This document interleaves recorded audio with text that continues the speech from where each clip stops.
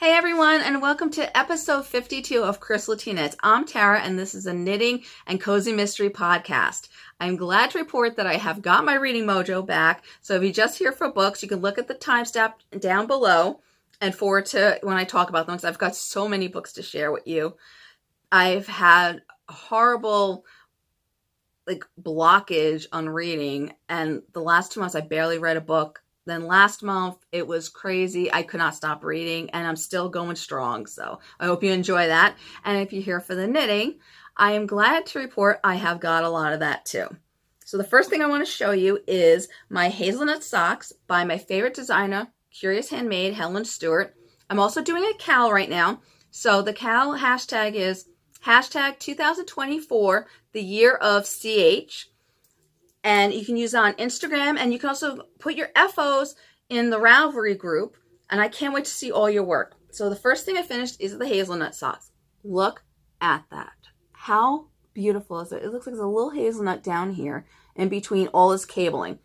I was really nervous about knitting these because I'm not a cable person. I thought I was going to lose my mojo in the middle of it and just be like, I'm done. This kept my attention so crazily. I was in shock, and technically I knit 3 socks because when I knit the first one, everything was fine. The second one, I cast on too many stitches, did not realize it until I finished the heel. So I knit this whole part, had to rip the whole thing back and re-knit it, but I enjoyed the process. It was wonderful, and I've got this beautiful pair of socks. I used Artistic Lily. What is it called? Oh My Gourd, I Love Fall sock set. It just goes perfect because it's hazelnut themed, you know? It's just I just love these socks so much. I cannot wait to wear them. Look at that. So pretty. Oh my gosh. I can't. So that is the first thing I have finished from Curious Handmade this year. And then my second one I have finished is the Sonder Shawl. This one I am not that crazy about. It's a beautiful shawl. It was fun to knit, so I highly recommend it as a knit. I'm having problems trying to figure out how to wear it because it's a very long, I guess it's more of a scarf. I haven't worn a scarf in, God, I don't know how long. I'm going to say at least 10 years. Because when I first started knitting and crocheting, I used to make only scarves. Then I found out shawls, and that's all I knit and wear. And sometimes I will wear some cows. But I've been having a hard time wrapping this around, but look how beautiful this is. So this is the Sonder Shawl. I used a US 11 8mm. It's Knit Picks Wool of the Andes bulky in the Sterling Heather colorway, which I just love. Again, it's just the shape of it. I'm having a hard time figuring out what to do. It's more a scarf than a shawl because it's so long. And it does such an incline. Oh, it's not that bad actually when you wear it like this. But when I was wrapping around my neck, it was just odd feeling for me. I don't know. You see, you got this big long thing over here, and you're like, I don't know. But it is a fun pattern to knit, and I loved it. Oh, it's over here. Sorry. Look at that. Ugh.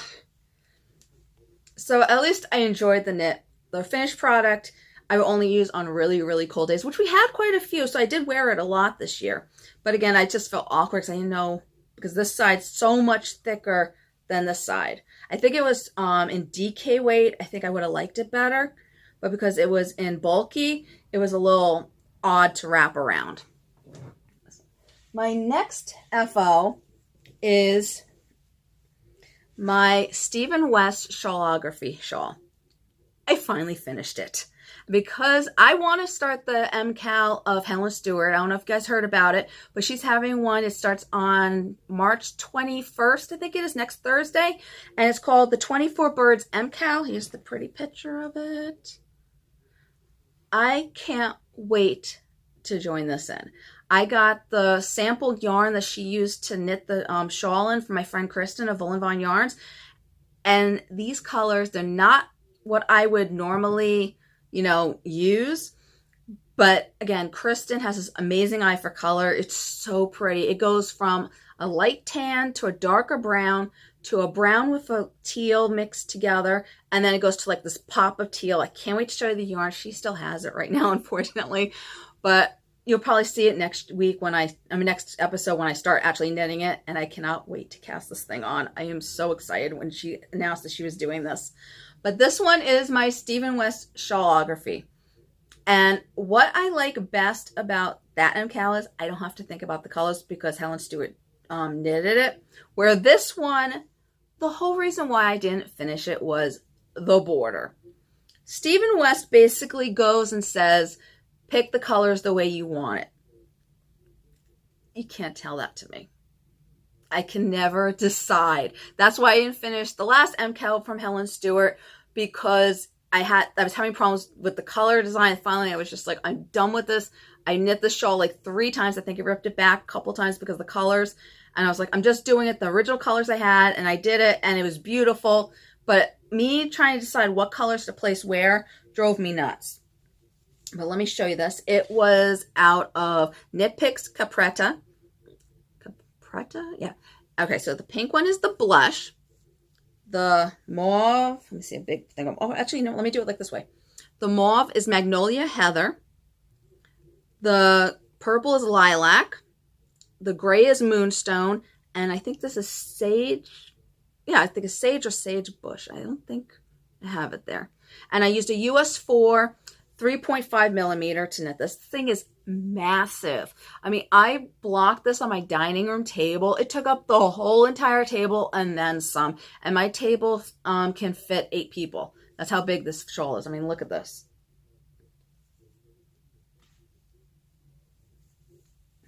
You're not even getting the border in this. Like, can I get... Okay, wait. Oh, there we go. There we go. There we go. How beautiful is that? His shawls are like works of art. Like, a lot of people didn't like the border. I was going back for it. They kept saying it looked like a circus thing. But I'm like, you know what? His shawls are art. So I didn't want to change. I know a lot of people did. And just the construction of this. I mean, first she made this awesome thing right here. I call this my Little Pony on Crack color palette. It's just, originally I had like these fall colors. I was in a fall mood when the MKal was, and it did not work. And I found these yarns and I just loved them. But first you start out with this little fan thing. Then once you do this whole area here, then you pick up stitches all around here, I think it was. Or you had an I-cord and you picked up at the I-cord, and then you start knitting down. And then he has all these crazy things going on in there. And then you do these side panels. Once you get to here, you do these 2 side panels on either side. And then you knit the brioche and this cool little lace broom. I think it's called broomstick lace. Not too sure, but I never did that before. Very nervous about losing the stitches when I was doing the border. Luckily, it was easy to pick up, believe it or not. Because I did take out the, again, the colors. I kept taking them out and putting them back in. I'm insane. But, so there is the border. And then the border you knit this way. So we were knitting this way to knit. And it's interesting, you start out with this little thing over here, and then you increase, and then he has you going straight to these diagonals, like. Oh my God, it was 49 panels, I think. I weave in I'm afraid of it falling apart. So he does the weave in Stephen method. I usually do not use. And the rest of the shawl, I weaved in everything. I use the weave in Stephen method for this. I was like, because usually if I do the weave in Stephen and then I will sew in the others going the other way just to make sure it doesn't fall out. This time I was like, no. So I just carried the yarn all the way to the side of it. I didn't do like 10 stitches like he usually says to do. Because I was like, it was too much. We should have seen the ends when I cut this thing out. It was nuts. But I'm so glad it's done. I will be able to wear this because it's still a little chilly. And it goes back and forth. Like today's a very nice day that I can wear the short sleeves. But other days it's freezing. So I'm definitely going to get this. And it's very warm, the thing. I think it has alpaca in this yarn. I definitely recommend working with this from Knit Picks. It's beautiful. And the detail is wonderful too. Look at that. I am so excited I finished this. This has been on the needle since, I'm going to say 2018 maybe? No, wait. Maybe 2020. I think 2020. Because he had 1, 2. He had 2 or 3 after this one, I think. I definitely 2 after this one. So I'm glad I finished it.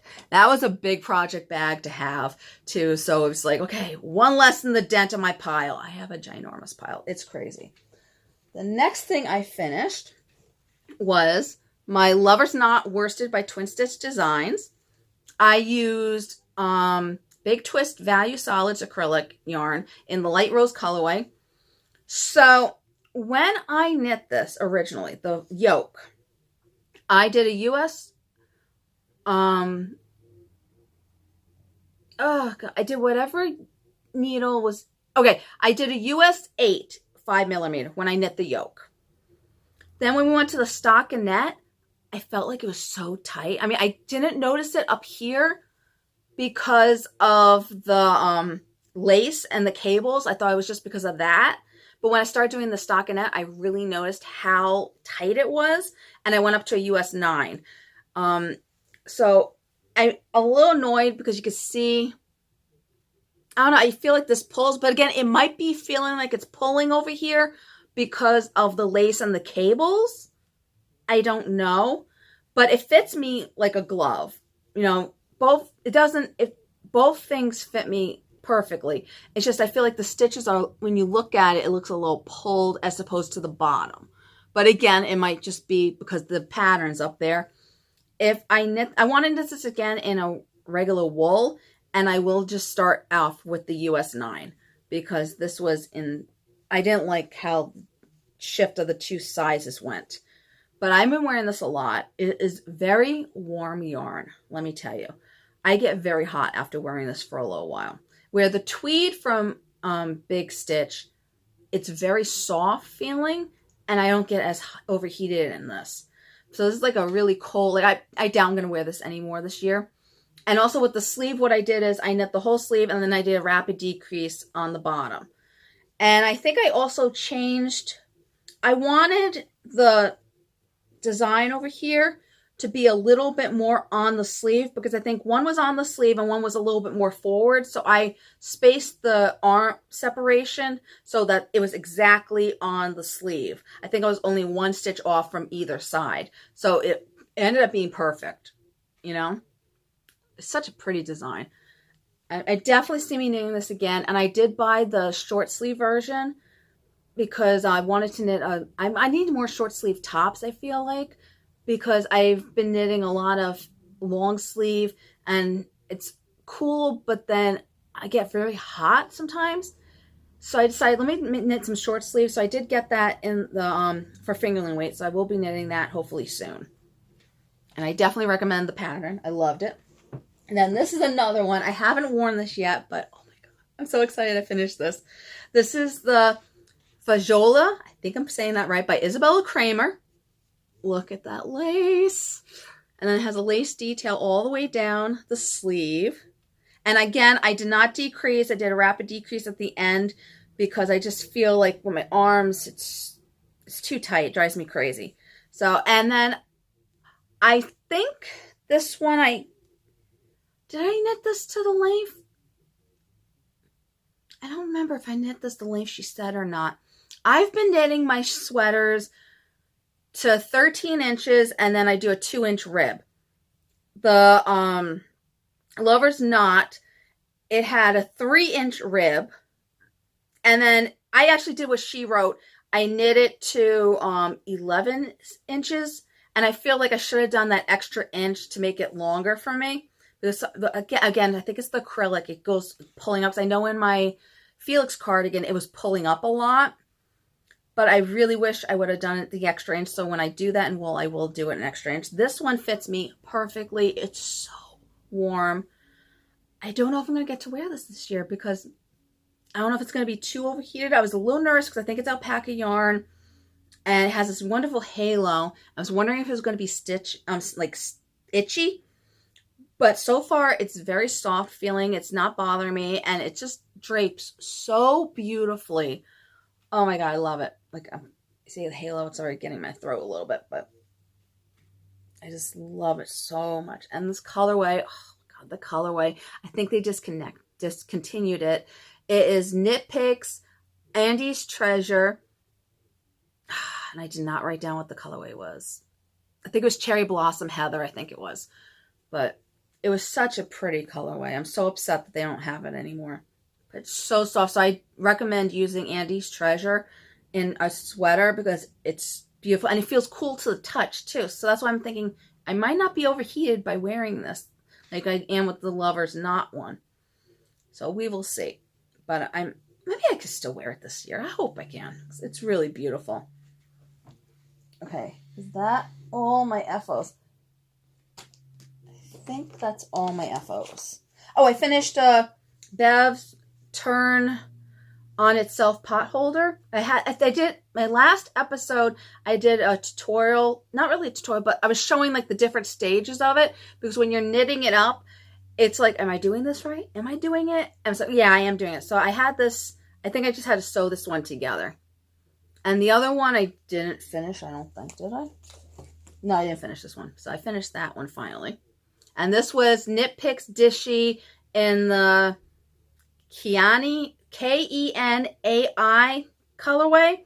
I used a 4.25 millimeter G hook to crochet this. And then I added this part. Because originally you're supposed to just chain it, and I just put little single crochets around it to make it a little bit more sturdy. Because I do that on all my pot holders. And no, hand towels I usually knit. This is a pot holder. But so I'm excited to finally be able to use that one. And yes, that is it when it comes to FOs. Okay. So next is my Hudson Valley. I'll show you this one first. I knit on both of my blankets. So this is a baby blanket for my cousin. It's a pattern I designed. I have to release it. Just because of being sick, I just haven't had the headspace to finish up patterns and release anything. I have not released anything all year, which is ridiculous, but I have to release this soon. But this is how far I knit from last time I showed you. So I only had like that much. I'm on the second skein. I'm almost done with that. This was I knit yesterday. And it is in Karen's Cinnamon Swirl, the bay color. So this one's the baby blanket size. And I'm hoping to get this done real soon. Not only is it just taking up a lot of room in my whip pile, but I would like to give it to her because the baby was born, I think, in the middle of February, I think it was born. I don't know. And then this is the blanket I'm making for myself, which would be nice to actually finish. It's in the Karen Cinnamon Swirl Cake in the sugar colorway. I did it again, people. I was being good, okay? So originally I bought this for a baby blanket for someone. I bought 4 skeins. And then I realized, because they wanted everything neutral, that the colors, right now it looks very neutral. In other lights, it looks like this is purple and this is more pink. So I was like, I can't give this if this is going to be a boy. So I was like, I'll make a blanket for myself. So I was trying to be good and not buy any more skeins, knit the 4 skeins I had, and then buy more skeins if I need it. And then Michael's decided to discontinue the skeins. Yeah, everyone's discontinuing everything I like. It's really annoying. So I was able to find 2 skeins on Etsy. I figured out the math. This is 2 skeins right here. So I finished, what? Oh, weird. Why is it? Oh, that's so weird. Wow. Did you see the color difference? In person, you don't see it really. Now I'm seeing it. I hate that. Oh, I got 2 more skeins that probably don't match the other ones. But these were all the same dye lot. It's so weird. The only thing I could think of is I knit this originally for the baby blanket, and when I ripped it back, it could have gone soft. How could it have gone softer, though? That's so weird. Okay, well, it's going to be multicolored. Whatever. It's weird. It seems more crisper, the pattern over here, than over here, too. Maybe that is what the problem is. Because I ripped back. I don't know. Very, very odd.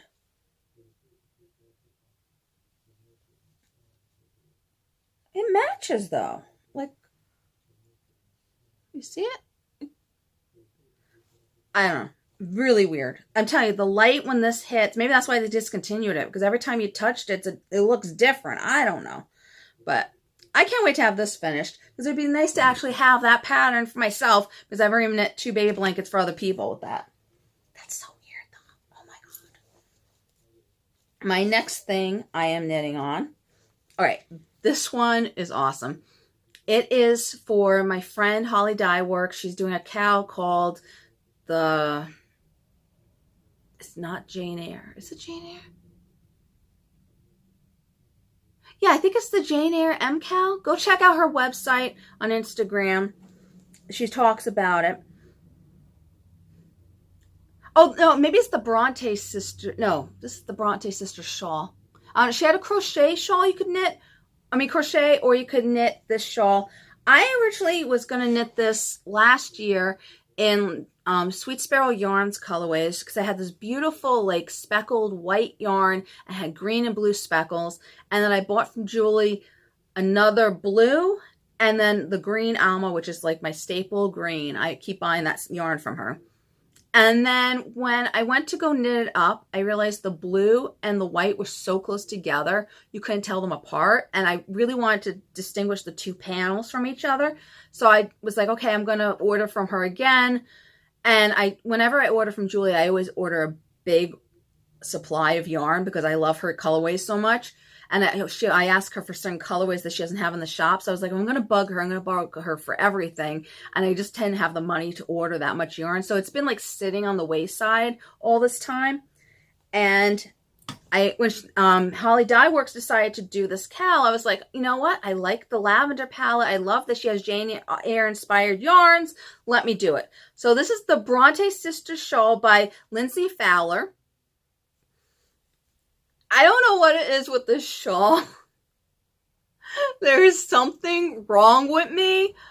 I don't know. Like, all right, what would you have a problem knitting? The stockinette or the lace section? Me. It's the easy section, the stockinette. Yeah, I keep screwing up. Like right here is the center spine. First time I knit it, I did not pay attention to what I was doing. I just thought it was like everyone else's. Usually you knit that first stitch and then you purl it. No, you don't. You had to slip it. So then I ripped it back. I think I was up to here. That's the first time I ripped it back. So I ripped the whole thing back. Again, lace, not a problem for me. So then I'm knitting it. And then I remembered the stitch she has in here is not skip, skip, knit. It's slip 1 knitwise, pass 1 over, right? So in the instructions and the abbreviations, it says slip 1 knitwise. That's how she writes it. She doesn't write the abbreviation to slip, knit. She writes slip 1, knit 1, pass it over. So, because you have to slip it knitwise. So, stupid me did not remember that when you slip a stitch, you slip it knitwise. I was slipping it normally. It was making this like gaping stitch. I was like, this does not look right. This does not look right at all. It was driving me nuts. And then the light bulb went off. Yeah, I needed to do it knitwise. So, I had it, I think, a little bit farther than this. Ripped the whole thing back, re-knit it. Now we're on the third time I had to rip it back. This is the thing that really annoyed me. I remember in the picture, there are purl bumps. I saw there are purl bumps. When I got to the dividing section, I said, where are the purl bumps? I don't see it. So what I thought happened was, the purl bump started when you started the lace section. No, it did not. It started the row before. So when you're knitting it, it's going from here to here. I did not see that P. I thought it was a K. So I knit the whole section, and then I did this over here. And I kept going like, there's no purl bump. Why is there no purl bump? That's weird. And I kept looking at that row and the 2 rows before it because the wrong side rows. And I kept saying, where is it? It's not there. So I just kept knitting. And then I got to the next section when you start the gray color. And then I saw that you do something different. You're not doing purl bumps, you do something else. And I'm like, wait a second. Why are you doing something else there? Where's that purl bump? So then I went looking back, and then I saw the P at the beginning of the round. My problem with this was you're on automatic knitting this. You know you're purling every wrong side row. You know you're knitting this section. The lace section, she does highlight in red, which I loved. I wish to God she would have highlighted the P so you could have known that the pattern changed. I am sure I'm not the only person that missed that, especially when you're on such automatic and you're a lace knitter like me that I'm so, I'm expert at it. I'm so studying on that. So I'm concentrating on this, and this is automatic to me because I'm just like, whatever. And yeah, I missed that. So I had to rip out the whole thing back to here, and I'm still knitting. I can see I have more to go. Luckily, this lace is super easy. I highly recommend the pattern now that you know about this. So just remember, when you finish, when you get to the last row of the lace, look at the instructions. It will say purl, not knit. Other than that, I love the pattern. They were stupid mistakes made by me. And it makes this beautiful, beautiful lace. It's gorgeous. Now, this is Hollywood Dye Works yarn. It is in her Miss Air colorway. Then I am using, what's the name of this one? Hawthorne? I haven't read Jane Eyre in so long. Stop. Oh, there. Okay. Oh, Thornfield Hall. And then this is called Vienna. This is not part of the Jane Eyre collection, but she put the 3 colors together. And look how beautiful they are. Look how gorgeous that is. I can't wait to knit them. Oh my God. I cannot wait for this finished shawl. It is beautiful. And basically the next section, again, it does lace on one side, lace on the other side. It's a fun knit. Just read the directions really carefully. And I am using my Signature Needle Arts US 4 3.5 millimeter. And the stiletto points help so much with the lace. I just can't wait to be done with this. And the bag I'm using is the Woodsy and Wild. How perfect is this for Jane Eyre? This looks like something out of Thornfield Hall. The whole thing just came together. I got so excited about that. And the kit also came with a little teacup, which I haven't put on here yet. I probably will soon. I kept ripping it out, so I was just like, I don't need this right now. I'm just going to, just keep knitting. So hopefully I will get to the gray eventually. I would have had 2 shawls by now, let me tell you. It's crazy how much I ripped back. And it wasn't the lace. Oh, who doesn't make a mistake on the lace? No, I'm doing mistakes on the easy sections. Insane. Only me would do this, by the way. Absolutely insane. When I first started to knit, I said I wanted to learn lace, and she's yelling at me, no, you have to do, learn the regular purl and knit. I'm like, no, I want to learn lace. And she was like, you can't, you have to learn texture. I'm like, no. So I think my second project was a lace scarf, and I 1, 2, 3, and she's looking at me like, how did you do this? I can do harder things, easier things. I will make mistakes on every time. It's weird. I'm weird. I don't know. It's just what happens. My next project is in a bag I made. It is my next Curious Handmade sock. And I'm not sure if I'm saying this right. It is the Astranita sock. The yarn I originally had from another, it was supposed to be a sock. It came with like a pattern. I forgot the pattern. I was like, I saved it all this time. I'm going to knit it. And then I actually looked at the pattern. I was like, I don't like this at all. So I was like, I'm going to knit a completely different sock with this. So I figured this is the perfect thing to knit for my Curious Handmade Sock Society 1. I will finish this by the end of the year, this first Sock Society. So this is what it is. It's from Piles and Hellhounds, I think her name is. Yeah, I think it is. It was originally Corgi. Once Upon a Corgi. I don't know why she changed the name. It's beautiful yarn though. I don't know if she still does this colorway. This is something sinister and dark like my soul. I love this colorways. I could see a sweater in this. This would be a pretty color sweater, or just two different sweaters. And this is a little progress keeper from Twice Sheared Sheep, which I am affiliate, so look at the link below so you can get all the cool gadgets from them. I have a whole bunch of stuff I want to show you later in that. But basically, this sock, all right, I like shorter cuffs. Originally, I was going to knit this exactly like Helen Stewart wrote this. I am using a US 1 2.5 millimeter sock, needle. And basically, I knit this originally with, where is it? This. I am not happy by the way about this. I used Addie's Unicorn Turbo needle. I wanted to try out Addie's needles. I'm starting to understand why I don't see people knitting socks with it. The point is kind of like Knitter's Pride Zings. It's not very pointy. But the problem I had with this was, and I figured this out after I knit this much of the sock originally,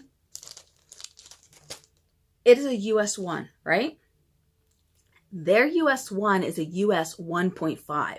It is a 2.5 millimeter needle. I was knitting it, and I'm like, feels a little, thick. It's in my head because it has these cool, little, edges. That's why they call it the unicorn one. Yeah. I am very mad. Knit the whole sock. I tried it on. It was so big on me because if this was cabling, I would have gone away with it. I would not have noticed. But because it's stockinette, I noticed a big difference in that. And I was furious. I had to rip back the whole sock. So when I ripped back the whole sock, I was like, you know what? I'm not knitting this to pattern. I felt like the sock leg was too long for me, and so was the cuff. So I changed it. So the cuff, I think, was originally 14 rounds. I did 11 rounds. It has this really cool, look at those little bumps up there. I love that. Then it has this lace. Originally, you did, I think it was 10 rounds for the lace. I ended up doing 6 rounds instead. So I knit this whole thing. And again, this yarn, it was really old, so it was ripped at one point. So I have a second ball I'm using now. So I think what I'm going to do is, well, this is the heel. She had a German short row heel in there. I'm not liking the fit of that. So I might actually rip back again. I know, I'm insane. And put in a slip stitch heel. And then knit a few more rounds. Because she originally had, I think it was 15 or 20 rounds. So I felt like this sock was going to be that tall. And I don't like long socks. So I just did another 6 rounds, and then I started the heel. I might add another 2 or 3 rounds or just finish up the yarn, because I think it was when I did the yarn over here. Yeah, I got 1, 2, 3, 4, 5. I think I got another 6 rounds over here. Maybe I won't do a whole 6 rounds. But I will add it because I felt like this is right up against the heel. So I think I needed the extra height just for that. But this leaves the length of sock I like. So this is a little odd to make it longer for me, but I think it needs it with the heel because this is supposed to be up more on the leg. But I'm in debate on ripping this out. I kind of want to, because I think the fit would be better with the slip stitch heel. So I didn't knit that much over here, so it's not that big a deal. And when I knit stockinette, I'm knitting like crazy. It's so easy. What sucks is look how beautiful I put that heel in. The first time I did it, when I did with the other needle that had the gaping holes, this came out so perfectly. I like what she does. She picks up 2 stitches when you're connecting it instead of 1 stitch. like you usually do. So I think that's what got rid of the holes. It was very nice.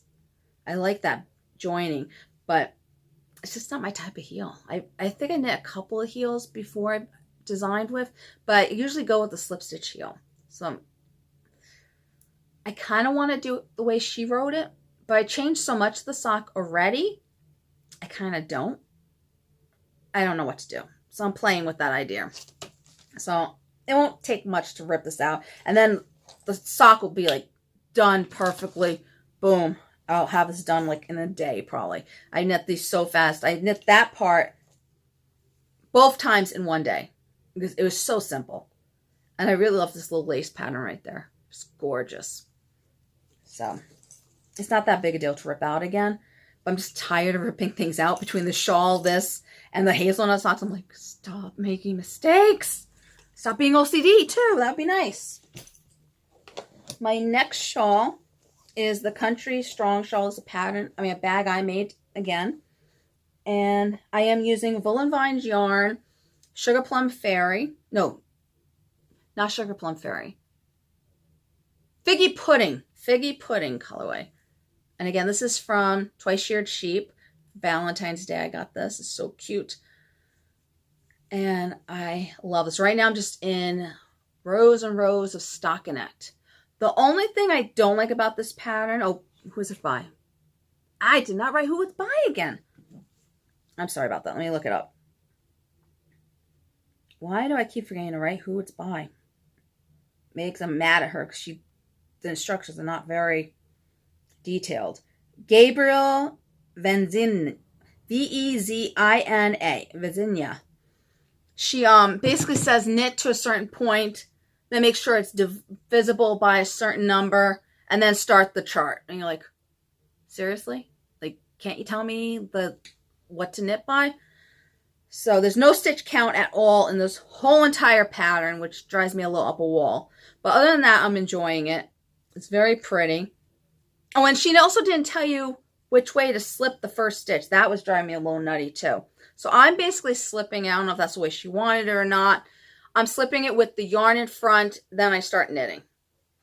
So that's why, because it's not in the pattern, I have to remember that when I pick it up. So I think next time I pick it up, I'm just going to knit it like crazy and try to finish it. Because when I first picked it up again, I forgot what way I was slipping the yarn for the first stitch. And I knit from this to this from the last time I saw you. So, oh my God, it's going to be so pretty. I saw the Crazy Sock Lady. I was bored because I've pretty much watched everything on TV. And I was bored and I was looking at her first episodes and she was wearing this. I loved the pattern. I was like, I'm going to knit that shawl. And I loved the shawl so much that I have already bought the pattern years ago and I never knit it. So this is my year for knitting patterns I've bought and finishing whips. That's what I'm calling this. So, God, this colorway. Oh my God, I'm driving Kristen crazy trying to recreate this because this was like a one-time thing. And I want a sweater in this so bad. It's such a pretty colorway. I love it. Okay. Next one is, what's in here? Oh, this is a shawl I was designing. My friends and I went to pick up every stitch and I needed something simple to knit. So I cast this on. It is Moondrake Yarns. They don't have this listed on Ravelry, but it's called Plush Packa Packa. They sell it there. And it's a unicorn colorway. Look how gorgeous this is. I am using a US 11 needle, 8mm. Oh my God. I can't wait for it to be done. Unfortunately, I only bought one skein that day. So I have this much left. And it's not even going to do one more row. So I'm going to have to rip back this whole thing. I'm not happy. And I'm going to have to change the spacing and do some more increases. It's like a really bulky weight yarn. So you can see what I'm doing for the border with some eyelets. So now I'm going to try it. So I want to get at least 3 eyelets, maybe 4 eyelets. So I figure if I make it a little bit wider and do more increasing in the beginning, and I make less spaces between the garter tabs, maybe then it will work. I'm going to call this my unicorn shawl. I love it. It's so soft. This would have been good for this winter. Of course, I didn't finish in time. And this is Stitching Plaza's bag, which I love. And it has my favorite Eiffel Towers in the middle of it. So I'm not looking forward to ripping it back. But it's one skein of yarn. It's not going to take me long to fix. It's going to be a very small shawl because of that. I could see if they sell this again, or she could dye it, but then I'm like, it's not gonna match the colors. So I was just like, or I could have gotten another color, maybe a white, or see if she could dye like the pink or the yellow in it. I don't know. So right now it's on timeout, but I just want to show you what I did. But it's timeout with this one. And then my last thing I cast on was I keep messing it up. The Bibliophile sweater by Alicia Plummer. I've been wanting to knit this since it came out. I had to save the money to get the yarn for it. I'm using City Tweed DK from Knit Picks in the Morning Glory colorway. I love this yarn so much. I knit a hat with this, and I was like, I'm waiting to again, this Knit Picks, another one like Sweet Sparrow Yarn. When I order from them, I order a big amount. I want that free shipping from Knit Picks. So I always say, for the money I could be spending on shipping, I could get more yarn. So I'd rather just do that. So I saved money to get this. I finally got it. I started knitting it. It's so pretty. I can't wait. I already divided for the sleeves. So you can see sleeves divides right there. And oh my God, these things from Twice Sheared Sheet. Brilliant, because you can pull them out as like cord locks, pull it out, and then you could try it on without having to worry about it untying and falling off. I love that because I have tied these quite a few times and they have untied, and then the stitches have come out. So I love these things. Again, use my affiliate link, get these. They are so useful. I've used these on so many things, and they have different sizes. So I haven't really done it yet, but you can slip it through the cord. Like this one wouldn't do that. I think you need the large size for the size 7 needle. Oh, I'm knitting this with a size 7 needle, by the way. US 4.5 millimeter Signature Needle Arts. But basically, you could slip the needle through it. I'm using the small one for this right now because I don't do that. But I could see that you could using it and then have these cute little stitch markers from them too. And with the I don't know why she has this. Right now I just knit to the end of it, but she has it on the side. So I have 2 different stitch markers going right now, but I don't think I really need it. I might end up getting rid of that one. And then I got the little sheep over here from them too. But right now I divide for the sleeves. I am now looking forward to knitting the collar because you have to pick it up. But look how big and gaping that is. And it's only 100 stitches I have to pick up. And I'm like, how? I don't know. I did everything what she said, so I'm listening to her. She's a really good designer, so I'm thinking I'm just over analyzing this. I know you go down a smaller needle, so maybe that's why. But look, I don't know. And I'm gonna do there's a couple different collars you could do on this. I'm gonna do the one that flips over. So you knit and you flip it over. That's what I'm gonna do for this. But part of me wants to just knit a little bit more than just pick up the collar because it's driving me crazy. I know I'm going to pick up the collar before I do the sleeves because I want to see where it will set on me, because right now it's gaping. So, the sleeve length is going to vary because you don't have that collar in. So I want to put the collar in so I can see exactly how long to knit the sleeves.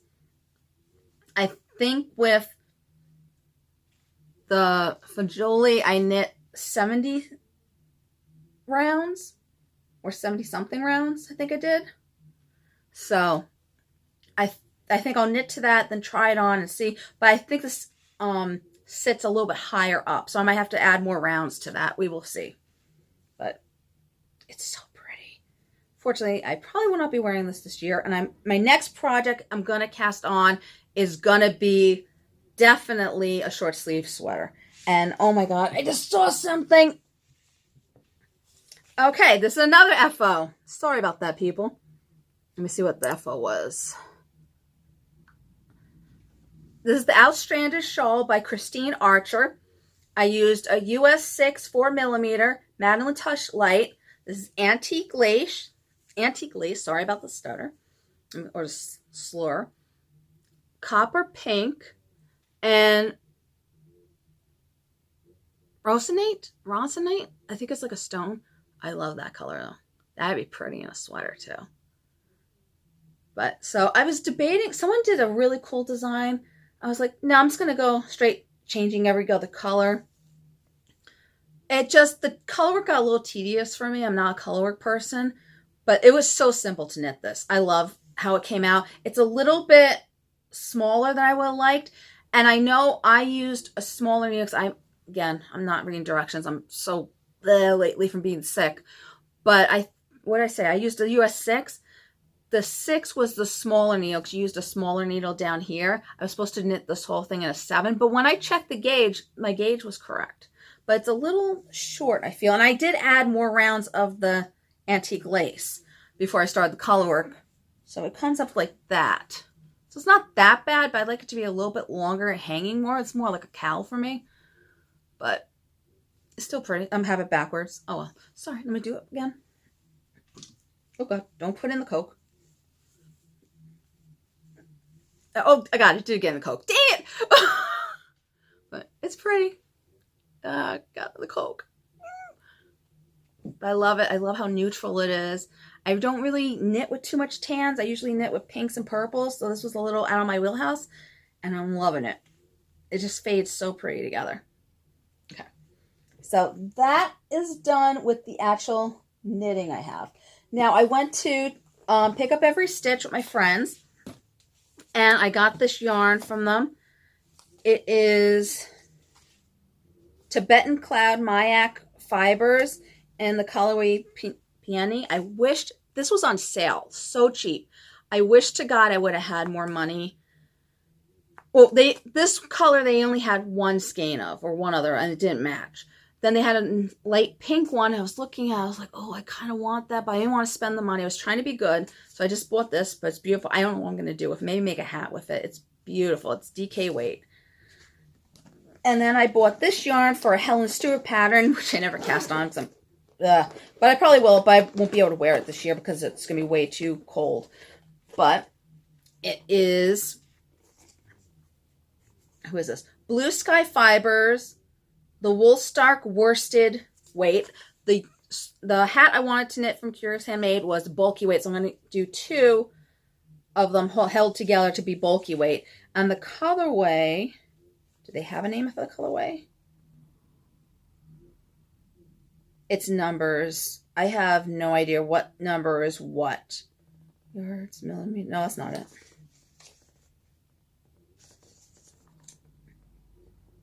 Oh, wait, Pressed Grapes. Colorway is Pressed Grapes. So, it's very pretty. I cannot wait to cast that on. Fortunately, won't be wearing it this year, but I do want to knit it. That's why I went to the store and like, that's what I'm going to get. Then I went again the following week with my other friend, Samantha, because I went with my knit group that day. And when I went with Samantha, I bought this light blue yarn I'm going to make a sweater with. I did not bring it here. I will show that when I knit with it. But it was really pretty. It was DK weight, light blue. Because my friend Guru was wearing this beautiful light blue sweater the day my knit group went. And I kept staring at it. And I'm just like, I want to knit light blue. Because obviously, I keep knitting mauve. All my sweaters lately are mauve or light pink that match the mauve. You know, or they're purple. So I was like, I want to do a light blue. I found that yarn. I was like, I'm getting it. I'm going to do something in light blue. So I'm very excited about that. And the other thing I want to tell you about this is I also got that day from my friend Katie of Katie Did Bags. She just opened her own website. So I bought this bag from her. She brought it to me. She was doing a sale. She stopped on Etsy. And she makes a lot of these great acrylic bags. I think they're called acrylic. Vinyl, maybe. Vinyl. I think they're vinyl. They're vinyl bags. They have beautiful little designs on all of them. She just got a whole bunch of new rolls of these in different patterns. She has one that is clear and it has black with knitting all over it. I think the skeins of yarns are crochet hooks, maybe. I think that's what it was, crochet hooks and skeins of yarn. I don't know if there was anything there. I think there might have been sweaters on it, maybe. I don't know. It was really cute. But that was black and clear. And she has a lot with stars. I have a couple of them with the stars on it and purple. She has pink, blue. I kind of want the blue. I'm on a blue phase. I don't know what's going on. But these cute little bags. She has different shapes. She does. This one's like a box kind of. And look at that zipper. I'm bugging her. I'm like, I want her to make me a little wrist thing in this zipper color so I can carry it around. It makes it so cute. And I love it. You can see the yarn through it. But then the pretty flowers. Oh, and she got another flower one too. I got excited about that. And then I also purchased, but I haven't received them. I'm getting them this week, so you'll see that next episode. 2 drawstring bags. The drawstring bags, honestly, is my favorite shape bag she makes. I prefer that to all her other bags, so I highly recommend them. It usually has like a fake leather bottom to it, and then it has like a pretty kind of fabric over it. She's very into golf fabric, so you might like that. So it's just the shape and the size of her drawstring bags are beautiful. So go check her out. It's kdbags.com. I have a link down below. And I'm so excited that she has her own shop finally. And she is off of Etsy because I hate Etsy. So I'm very excited about that because Etsy, when I was selling my patterns on there, they were like, I was having people contact me saying that they can't download it. Then I contacted Etsy and it's like, well, they're doing it wrong. You did it right. It's up there. It's not our fault. They need to learn to do it. I'm just like, so every single customer is doing it wrong. It's not your system. It's the customer's fault. Yeah. Okay. That I'm going to believe. So I stopped selling on Etsy because of that. I was done. So I'm so proud of her that she's got her own shop now. She's off Etsy. And also I think the cover charge for Etsy is obscene. So I'm sure she's going to be making more money doing it this way. And she's more in control of her site and what she's doing. She's like so excited about this. It's an amazing site. Go check it out. She has like, if you like the project bags, if you like the vinyl, I keep wanting to say acrylic. I'm obsessed with yarn. So vinyl one, she has like different, so you can click on that or you can just see everything that's in her shop. Go check out. She has this cute fabric. It's like with black. That's the one I got was black cats. But this one little saucy black cat, he's just pure like, oh my God, he's so cute. I love him. So I had to get that bag. And I think I got a tarot card bag because I love tarot cards. So go check her out. All right. My next thing, my only other purchase. Oh no. Okay. I got 2 purchases. All right. Yarnable. Which I'm missing. Oh, there's the bag. So this is the Yarnable from March. You probably all have it by now. It's Here We Grow Again. This is going to probably be a sock. And then I get the 1 skein and then a half skein coordinating color. And it's called Buttercup. I think there might be 2 different socks. I don't really see these 2 going too well. But I like that. I think I could get a whole sock or maybe a shorty sock out of this Buttercup. That would be cool. And then you get these cute little extras in it. So this month we got these cute little progress keepers saying right side, wrong side row. And they are from Paper SWHI. Oh, Sushi. Oh my God. On my eyes. I couldn't read the script. I read bottom here. So it's Paper Sushi Shop. Then it came with this cute little pin that says, Go Away, I'm Knitting, which is adorable. I should put that on my jean jacket. I think that's where it's going to go. And then this is a shampoo bar. It's called Mini Rose Lavender Grapefruit Shampoo from The Natural Spa. Oh my God, my eyes are horrible. The eye doctor ruined my eyes, people. But that's from them. It smells super. I just love the smell of it. My hair is weird, so I don't know if it's gonna work in my hair. I had a problem last year that everyone's hair is dry. My hair is oily. So I would wash my hair and the next day it looked like I didn't wash it. It was driving me crazy. And it was for a couple months it was doing that. I tried so many different shampoos. And then my original shampoo I went back to and it was working fine. I don't know. So I don't know if it would work, but Oh my God, it smells really good. Lavender and grapefruit. Who knew that smelled good? Rose, lavender, and grapefruit. I might have to try putting that in my diffuser one day. So that was that. And then I joined a club. Do I have it here? Did I lose it? Oh no, did I lose it? I'm gonna be so upset if I lost it. Okay. Woo! I'm so upset. So Holly Dye Works is doing this I think it's a floral club. It's really cute. I think the spring one is open up right now. So it's all based on flowers, and there's 4 installments. There's 3 or 4 installments. This is the first installment. It is called Spruce Snowdrops. So it's like the snowdrop flower. And then Gwen Inspirations did the stitch marker for this one. Unfortunately, she had to drop out of it. So now Latch and Lou is going to be doing it, she said. Look how pretty that is. That is gorgeous. I always wanted one of hers. Every time I ended up buying the kit, she sold out of the Progress Keepers. So it's so pretty, that one. And then it came with this cute little bag. You know me, I love florals. So I was like, oh my gosh. I had to join this club. So I'm going to be getting the next one soon, I think, because I've had this for like a month. I got it in the sparkly one. Look how sparkly it is. Can you see it? Yeah, there you go. Oh my God. I love this colorway.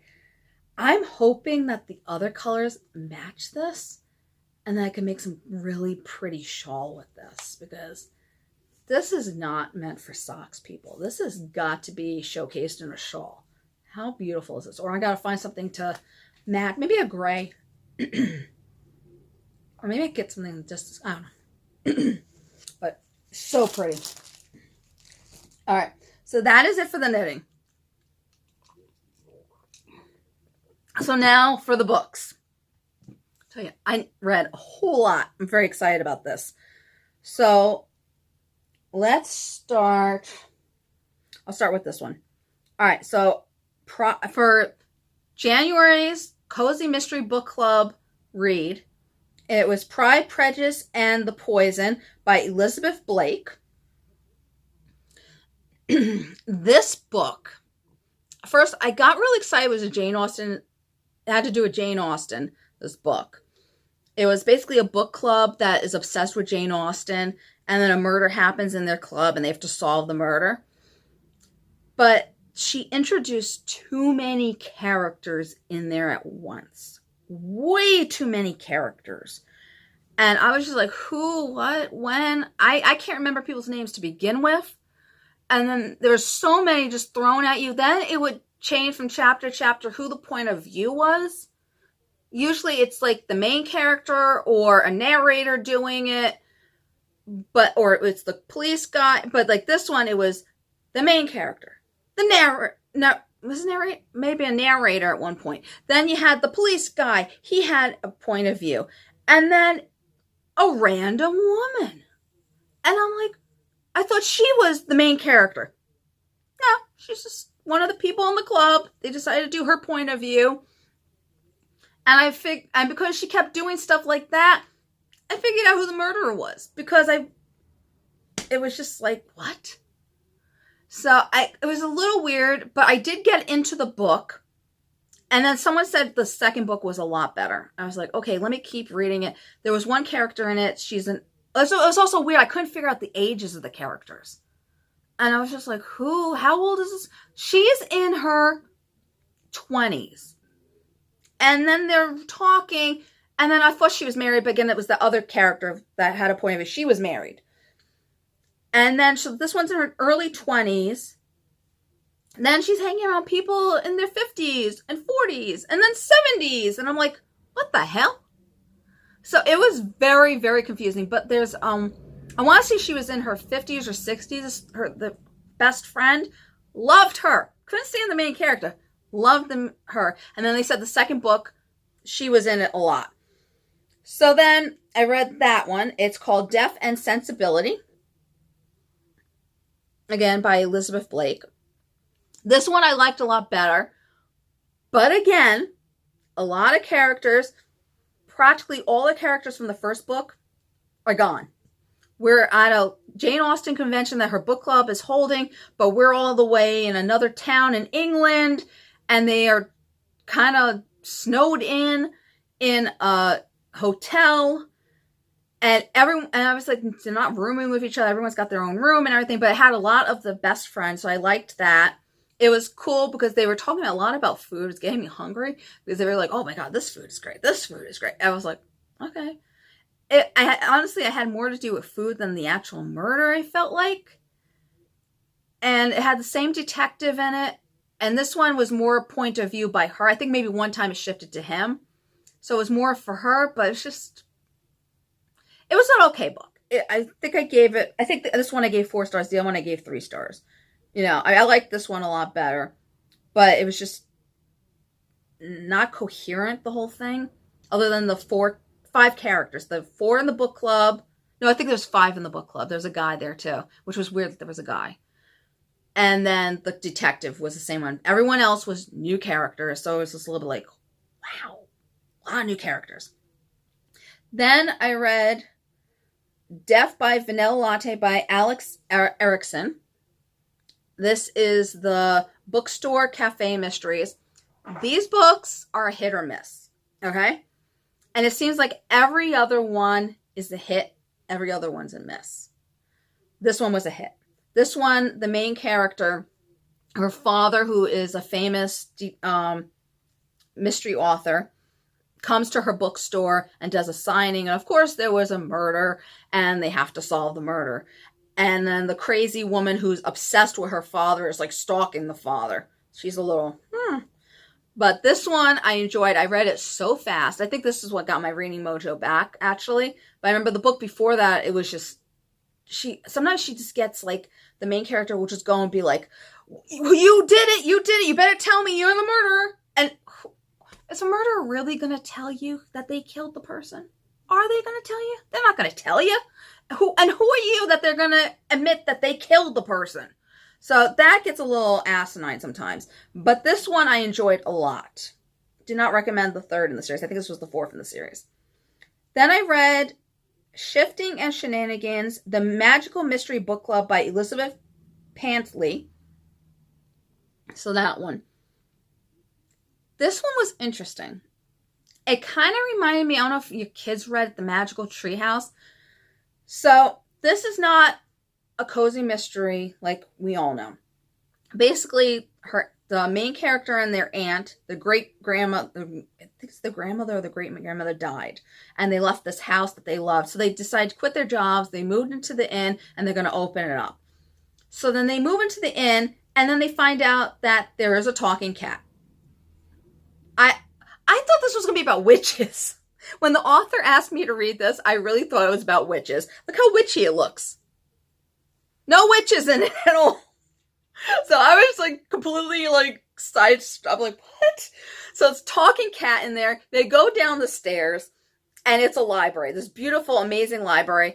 And she has to make, her grandmother says you have to make a book club of 8, I think it was 8 people. It was either 6 or 8 people you have to get for this book club.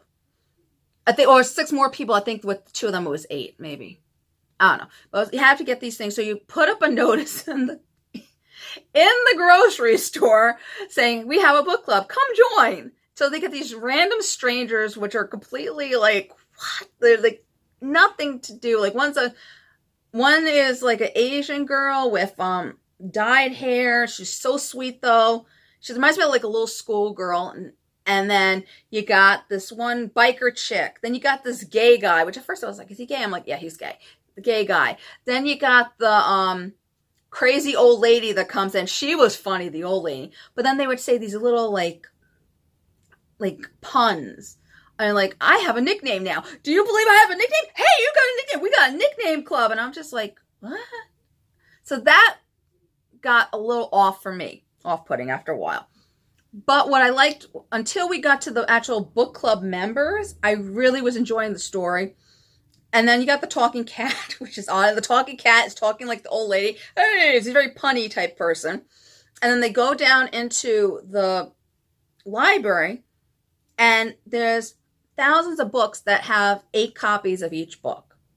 So they have to pick one book and read that book. So they made the mistake of reading it out loud. And basically, this is where it goes completely sideways from a regular cozy mystery is. All the books in the library are cozy mysteries. So they read the book out, the title page out loud, the first page in the book out loud instead of reading the title page or the description. And because of that, they got sucked into the book and they will not get out of the book until they solve the murder. So they're in this fictional thing. I think you can get, it wasn't just like, they couldn't tell if you get hurt or not, if something happens to you. But if something happens to you in the book, do you get hurt in real life? They didn't really say about that. It wasn't concrete, the answer on that, but they're sucked into the book and they will not leave that book until they finish solving the murder. So that was really interesting to me. I enjoyed that aspect. Again, the puns I could have gone without. I will read the rest of the series. I did enjoy it. I will recommend it, but the puns was like, okay. But I thought it was interesting that the house comes with them into the book and everything. It was pretty cool. The other book for February's Cozy Mystery Book Club was, what was all right, I read this last February, the first one. I think it's Death by Bubble Tea by Jennifer J. Chow. But because I read this last year, just read it, I decided to read the second one in the series, and it's called Hot Pot Murder. So this series I like a lot. I definitely recommend it. I do want to read the rest of her books. It's a little bit less cozy mystery-ish. It's a little bit more serious book. The main character is traumatized from her mother dying. She hasn't cooked for years, and she's met her cousin who came. I want to say she's from China. I forgot where the main character was. Or maybe it's Taiwan, because I know they're Taiwanese. Maybe that's where they're from, where they're living. I don't know. They're basically, the cousin's filthy rich. And she did something, social media, and the parents exiled her to her cousin's house. The cousin didn't get along with her. And again, she's traumatized from her mother dying. So they basically kept butting heads in the first book. So now the first book resolved, and they ended up becoming really good friends. And the cousin wants to stay. This book, the aunt and uncle are not happy that the cousin's staying. So they come in and they try to take her home. And there was a murder. It's like Thanksgiving time, and there was a murder at one of the restaurants. And what I thought was funny was that where the murder is from the father's friend's restaurant, but the son of the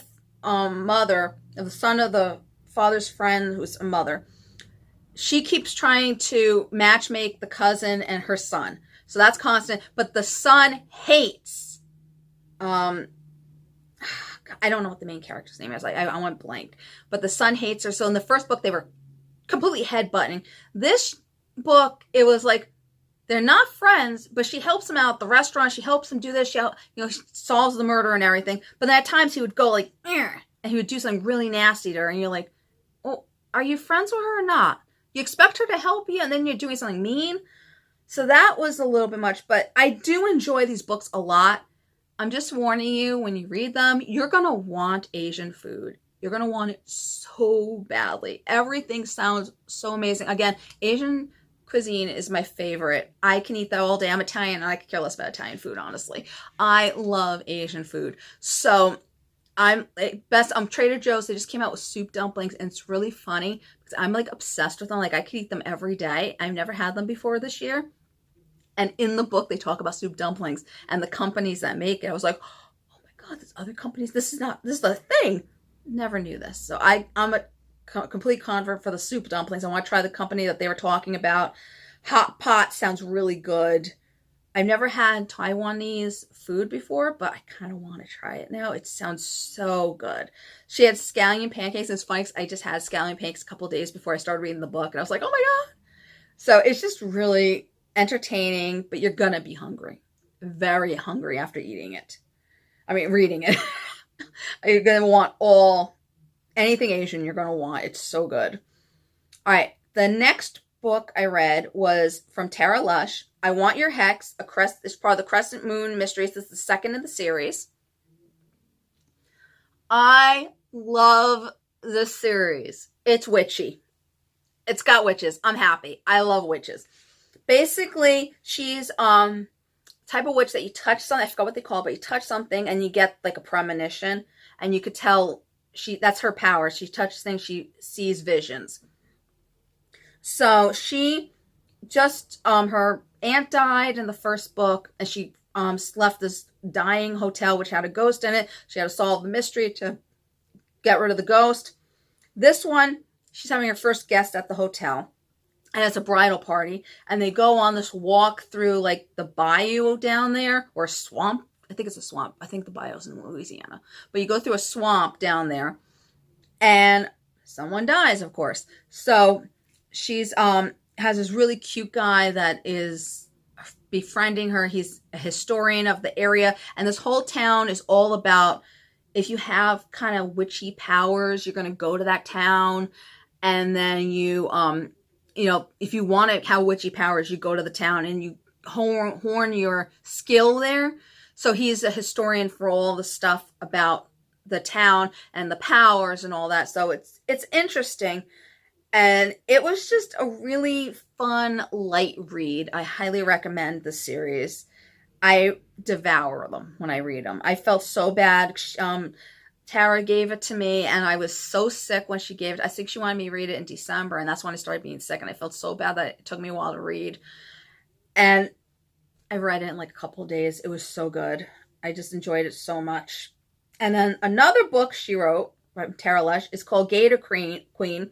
It's her Critters and Criminals new series. So that's that. I loved this series too. I was a little bit nervous about gators. I am the anti-gator person. I will not go to Florida unless it's to Disney, because I hate gators so much. I am terrified of them. And then I found out there was gators in Disney, and I remember going to the beach club. I was like, oh my God. And where are they? I was driving the people that work there crazy, because I was like, are they going to come out at me? Like, where are they going to come? Like, I'm terrified of them. And I'm terrified of snakes. Anything lizard, no, thank you. I want nothing to do with lizards. So I'm terrified of them. So I was like, I don't know about this. It was so good. Like, yes, she catches gators. She's like, kind of like Stever when she's catching the gators. She sets them free and everything. And she's in this old town in Florida. But like, a murder happened. She just moved back there. Her father just died. And her sister is opening a romance bookshop. So you got one of a romance bookshop, one traps gators, and they help each other. So it's like completely different ends of the spectrum you're working with in here. And it was just really well written, and I enjoyed the storyline a lot. And I can't wait for the second one. I think she just sent me the novella that goes before this, so I'm going to read that next month. But again, the gator part did not bother me as much as I thought it was gonna. And I just love the story. I love the characters. It was just a really, really good book. It's just that a woman is trapping gators down there. I mean, there's a guy who's just like, oh my God, there's gators. And then here's this one. It's like, what? Where's the man? Where's the man that's going to have it? And she comes, I'm getting it. Get out of the way. And she just traps it in 1, 2, 3. So, and then she does go into detail about gator trapping. And I didn't cringe as much as I thought I was gonna, because again, but it was really good. I really liked it. I like that her uncle had a preserve that if it was a small gator, she would release it back in the wild. If it was a big gator, she would put it in the preserve, and she didn't kill anything. Even though I'm terrified of them, I would not kill any animal. I do not kill things. So I'm big. That's why I like the Bronx. I'm big in conservation. I believe in zoos. I don't like the zoos that have cages, but I believe in the ones that do conservation and everything. So I also believe that you need to have the animals for people to see, for them to want to save them. Because if you don't have an animal, they can't see or touch it, they're not going to want to, empathize. They were like, I'm just going to go kill it. Who cares? They're not going to want to save these animals. And, especially with pandas, I wish to God I could have seen a panda before they went back to China. But it just kills me there. Just found out there's less than 2,000 in the wild now. When I was in college, I did a term paper on it, and there was a lot more. So it's just devastating to me that these pandas so many animals are getting wiped out, lately. And it's just, I believe in the conservation. I believe in zoos. You need them to get the people interested to try to help. So you teach them about it. So I like that she brought the gators to her uncle's place. They were too big and didn't release them back in the wild because they could hurt someone, but they had them in the conservation area, and then they could see it and they keep them safe at the same time so no one shoots them, because down in Florida there's a lot of people poaching them. They should not be doing that. So that is it on the book. And then I got these that Kensington sent me, and I really enjoyed these books. These are from Colleen Cambridge, Mastering the Art of French Murder, an American Paris series. And what is really cool about this book is Julia Child's in it. So basically, this is after World War II, and she, her grandmother dies. She moves in with her grandfather, who has been estranged all her life, and his friend. That they live in this big mansion in France, and she's a French teacher. So she's there just living off the house and everything. And across the street is Julia Child's house. And this is when she's first going to the Cotton Blue. So she's not really like Julia Child yet, but she's just learning that to be obsessive with food. So she comes in and she's talking about food. Like, I want to make an omelet when I was reading this. I want to learn to make a professional omelet and professional scrambled eggs. It's like the rest of the stuff I probably could not do. But I want, like, the way she was talking about it, I was like, oh my God. Like, I gotta see how Julia Child actually makes these omelets and scrambled eggs. I know Gordon Ramsay makes them very interesting. So I want to see what they do differently. But it was just so fascinating, the obsession with food. The only thing, sometimes she would be like, she would call it Monsieur or Mistress this. And I was like, she called the chicken that? She gave the name to the chicken she's gonna cook? Like, what? So that got me a little bit like, what's going on? Because she kept talking about it. I'm like, who the hell is this Monsieur? I'm like, who is this? Like, what's going on? Mademoiselle. I'm like, who the hell is this person? And then I realized it's the chicken. I don't speak French. I don't know. So, and then they would go to the grocery. No, they don't have grocery stores in France. At least not back then. They would have like markets, and you would go out and they're all in stalls, and they go around getting all the fresh ingredients over there. So it was really interesting to learn about that. So, and also it was interesting because she had Julia Child's sister, who I don't know if this is real or not. Her sister Dort was an actress, and she was not an actress, a stage manager in a theater. That's what the storyline said. She was, and the murder happened that they had a party at Julia Child's house, and then they find one of the actors dead. So then she's insisting on trying to save Julia Child. Julia wasn't in it too much. I mean, she was in it, but she wasn't in it that much. It was more about the best friend, and she's solving the murder and everything. And she ends up going to the theater and getting working as the person that was murdered, their job, trying to help out and everything. So it was a really good book. The beginning was a little slow. Again, it was having a hard time. She kept going Monsieur and Mademoiselle, the chicken. I don't know what that was about. But I had a hard time getting into that part. But then once they introduced the grandfather, and they call him the uncle, but it's really the grandfather's lover. And that was interesting. They brought the whole book together for me. I really enjoyed that. Then in the second book, which is Murder Most French, by Colleen Cambridge again. This is about wine a lot. And they're at the Cordon Bleu, I think I'm saying it right. They are having like demonstrations of cooking and everything. And Julia Child's trying to teach her best friend to cook. That's the main character. Who's the main character? Did they say the name of it? I forget her name. I am so bad at names, people. It's like crazy. I don't know. They don't have the name here. Tabitha, I think it was. Maybe Tabitha. Something with a T. But so she goes to see a demonstration, and of course the guy gets murdered. And then another person dies from poisoning of this wine. But what was really interesting about this is the catacombs in France. Basically, underneath France, they have all these underground passages and sewers that you can go for tours. I remember seeing a Disney film. I forgot what it was with Fred McMurray and Tommy Kirk and Kevin Coran. That it was really good that they went to France, and then they went for a tour in the sewers, and the kid kept running and they got lost at one point. But you can go for tours in there.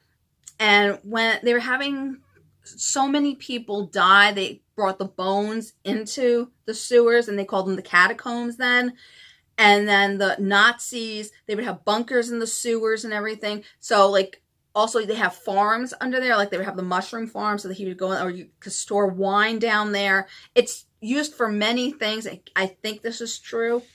I would assume it was, that she's not making this stuff up, that there's a mushroom farm under there. But it's like a whole city underneath France. I mean, underneath Paris. So they went down there, and she finds a Nazi bunker. You can get into a restaurant over there, and they're still trying to get over the Nazis leaving. So there's a lot of backlash from, like, not backlash, like, they're traumatized from the whole thing.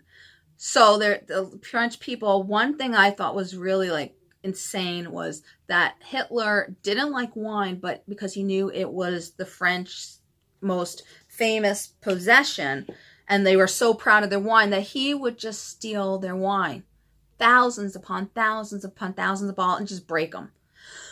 So there was this one restaurant that, sorry, I still have the cough, it's ridiculous.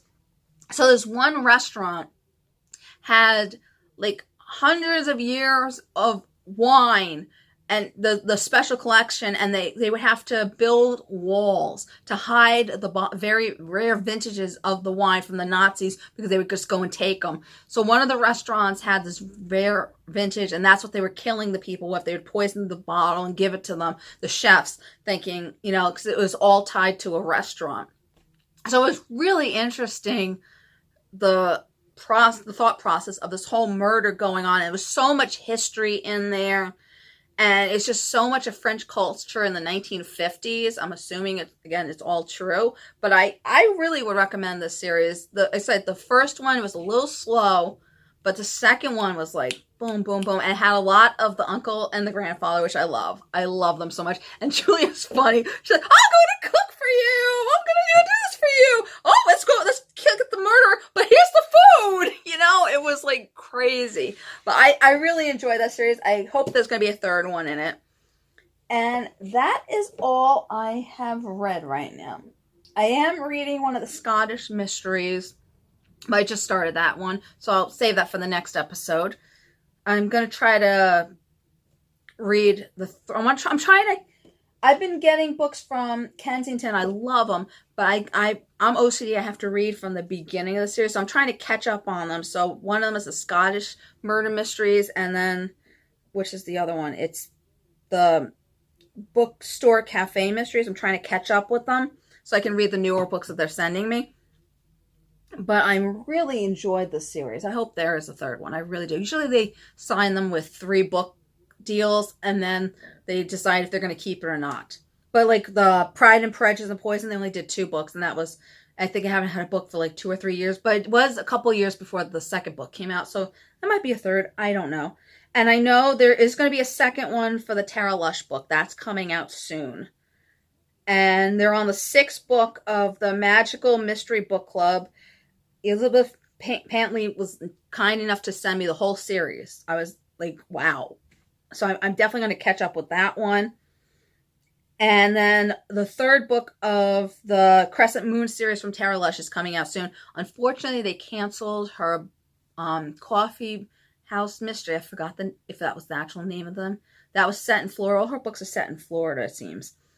And that one was pretty. I like the father in that series. And I have the last one I got to read on that one. And she's debating on, I've actually been talking to Tara. She's been debating on if she's going to keep doing that series or not. I think she should, because she's going to independently publish these. Why not? So, yeah. So I liked a lot of the books I've read. And as I said, Jennifer J. Chow, she has quite a few series. I want to read the rest of them. The LA Night Market, that's what the series is. The Hot Pot Murder is part of that. They only have 2 so far. I'm sure she's coming out with a 3rd one, because this was really good. Again, it's not your typical cozy, but it was really good. But, yeah. So, I got my reading mojo back. Oh, yeah. Very excited about that. So, I hope you guys had a good time with this all. It was a lot. I'm sorry. I can't do things in February. It's bad. My sons, it was their birthdays then. I think like December to February, it's just like, oh my God, just stop. It was just kept going. And then I was sick through the whole entire winter with this cough. Luckily, it's at the end, I'm saying. I think it's allergies. No one knows what's going on. They put me on so many medications. I don't know what's going on, but I'm starting to feel better. So hopefully we'll be getting a lot more podcasts with me. Watch the school's been messing me up too. All of a sudden they have a day off and you're like, they just had days off. Like, how do they have more days off? I feel like I see my kids more now than when they weren't in school. I'm not kidding you. I don't know. And they had a lot of parent conferences. It's just been insane. I know they have another, in 2 weeks, they have another thing off. So you probably get another podcast from me in 3 weeks, unfortunately, because when they're off, I can't do it. So 3 to 4 weeks, you'll be getting another episode, but it won't be as long as this. So thank you for sticking around. I hope you enjoyed it, and I hope you have a wonderful rest of March, and I will see you soon, I hope. Fate's willing. Bye, guys.